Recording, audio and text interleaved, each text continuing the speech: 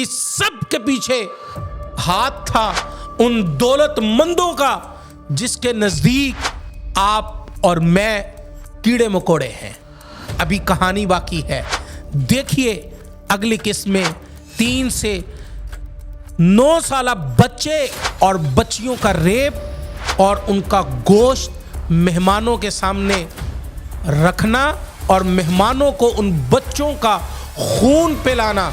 دوستو یہ تو بس کہانی کا آغاز ہے۔ مولانا پوڈکاسٹ، مولانا پوڈکاسٹ، مولانا پوڈکاسٹ۔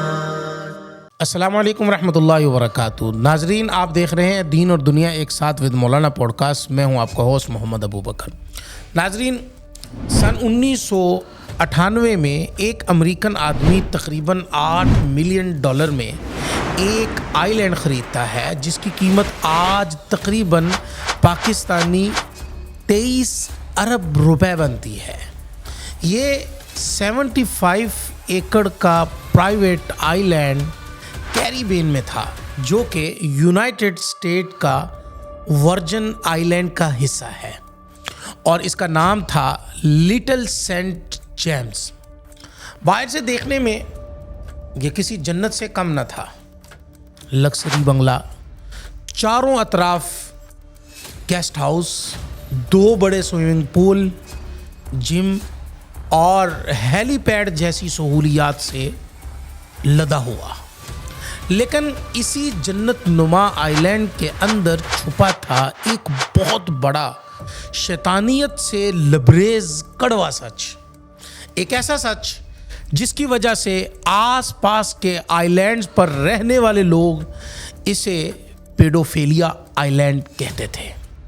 یہاں 3 سال سے لے کر 9 سال کی نابالغ لڑکیوں کی ٹریفکنگ کی جاتی تھی اور انہیں سیکسول ایبیوز کیا جاتا تھا۔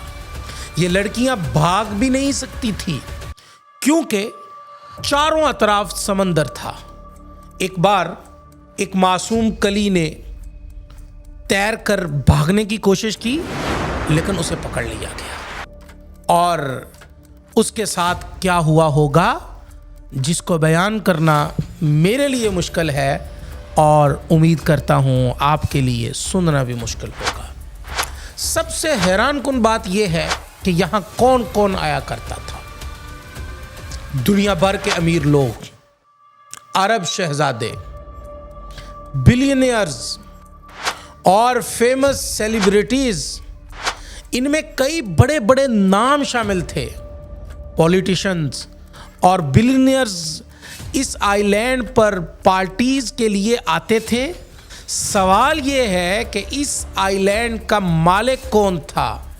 ایک عام سے اسکول کا ایک عام سا ٹیچر، ایک زمانے میں یہ بچوں کو میتھ پڑھاتا تھا، ایک عام سا اسکول ٹیچر تھا، لیکن قسمت کی دیوی ایسی قربان ہوئی، ایسا کھیل کھیلا کہ وہ اچانک ارب پتیوں کا فائنینشل ایڈوائزر بن گیا۔ لگ بھگ $600 ملین کی جائیداد اکٹھی کر کے وہ ملٹی ملینر بن گیا۔ اس کے دوستوں میں بل کلنٹن، ڈونلڈ ٹرمپ سے لے کر اسرائیل کے سابق وزیر اعظم تک شامل تھے۔ آج کی ویڈیو میں ہم جان پائیں گے امریکہ کے سب سے بڑے اسکینڈل ایپسٹن فائل کے پیچھے کا چھپا ہوا سچ۔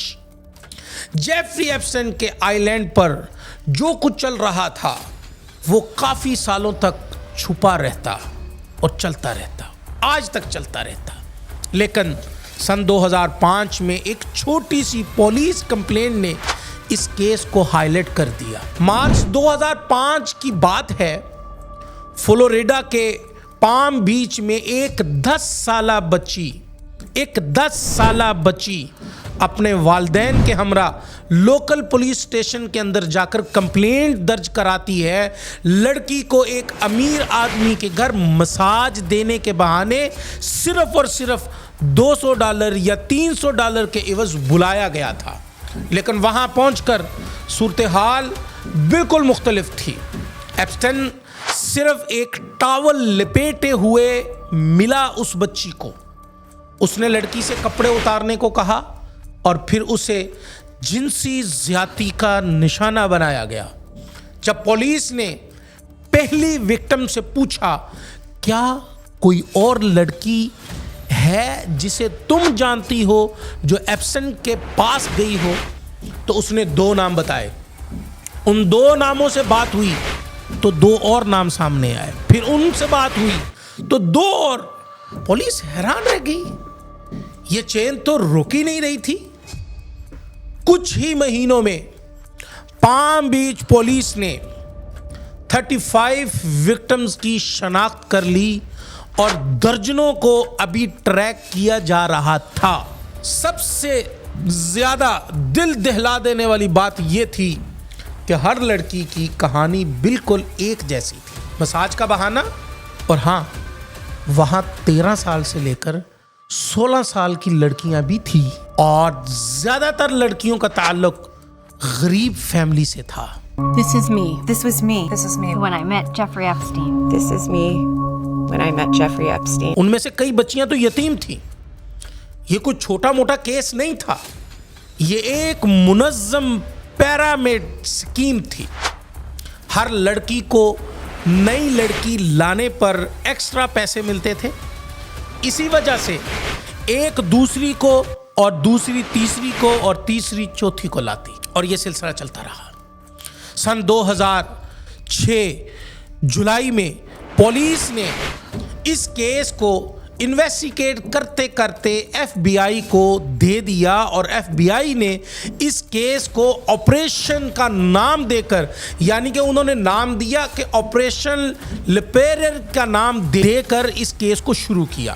اور اس کیس کو لکھنا جب انہوں نے شروع کیا تو 53 صفحات کی رپورٹ فلوریڈا سے نیو یارک اور نیو یارک سے نیو میکسیکو تک وکٹمز کے بیانات, 36 نابالغ وکٹم, درجنوں گواہان اور انٹرنیشنل سیکس ٹریفکنگ کے الزامات. ایپسن کو زندگی بھر جیل میں سڑنا چاہیے تھا, لیکن پردے کے پیچھے کچھ اور ہی چل رہا تھا. ایپسن کے ساتھ ڈیل کی گئی.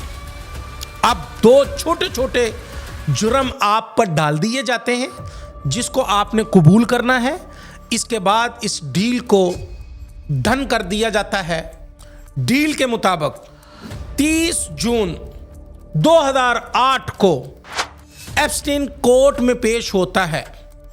ڈیل کے مطابق اس کو 2 جرموں میں گلٹی پایا گیا اور اس کو سزا ہوتی ہے صرف اور صرف, سنیے گا دل تھام کر, 18 ماہ کی. جی, صرف اور صرف 18 ماہ کی, صرف اور صرف 18 ماہ کی. اور سنیے, سزا کے دوران پرائیویٹ ونگ میں رکھا گیا. ہفتے میں 6 دن 12 گھنٹے ورک ریلیز دیا گیا, یعنی دن میں اپنی لگژری آفس جا سکتا تھا, رات کو صرف سونے کے لیے جیل جاتا تھا. اور پھر سزا مکمل ہونے سے 5 ماہ پہلے جولائی سن 2009 میں اس کو رہا کر دیا گیا. یہ سب ممکن ہوا اسی نظام کی بدولت جس پر آج ہمارے لبرلز کو ناز ہے, فخر ہے. اس سب کے پیچھے ہاتھ تھا ان دولت مندوں کا جس کے نزدیک آپ اور میں کیڑے مکوڑے ہیں. ابھی کہانی باقی ہے. دیکھیے اگلی قسط میں 3 سے 9 سالہ بچے اور بچیوں کا ریپ اور ان کا گوشت مہمانوں کے سامنے رکھنا اور مہمانوں کو ان بچوں کا خون پلانا. دوستو, یہ تو بس کہانی کا آغاز ہے, اصل سچ ابھی باقی ہے. نیکسٹ پارٹ جلد آ رہا ہے, انتظار کیجئے. والسلام ورحمۃ اللہ وبرکاتہ.